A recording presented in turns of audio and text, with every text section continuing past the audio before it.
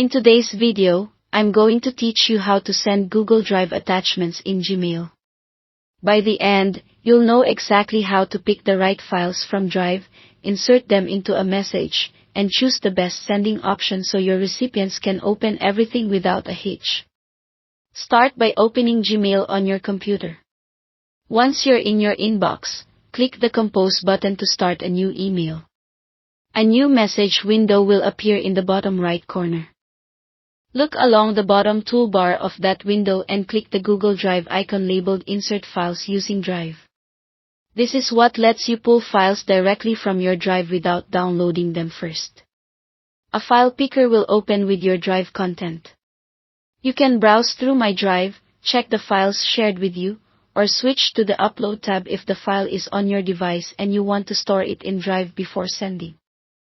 If you have a lot of content, use the search bar to find a file by name, or filter by type to narrow down documents, spreadsheets, presentations, images, or videos.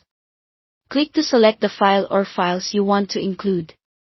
You can choose multiple items if you need to send a set of documents at once. When you're ready, click Insert. Now choose how you want to send them. If the file is a native Google format, like a Docs, Sheets, or Slides file, Gmail will send it as a Drive link.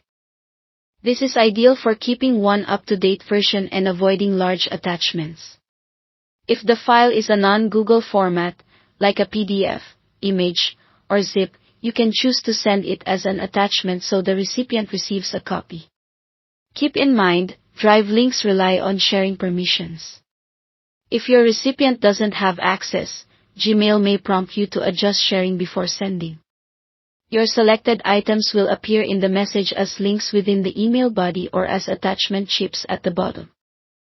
You can place your cursor where you want a link to appear or leave attachments collected below for a cleaner look. Finish composing your email by adding the recipients, a clear subject, and your message.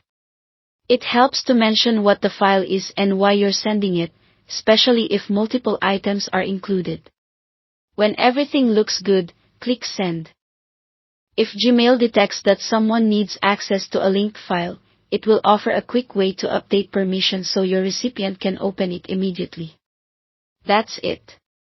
You've sent Google Drive files through Gmail quickly and correctly, with the right format for each situation.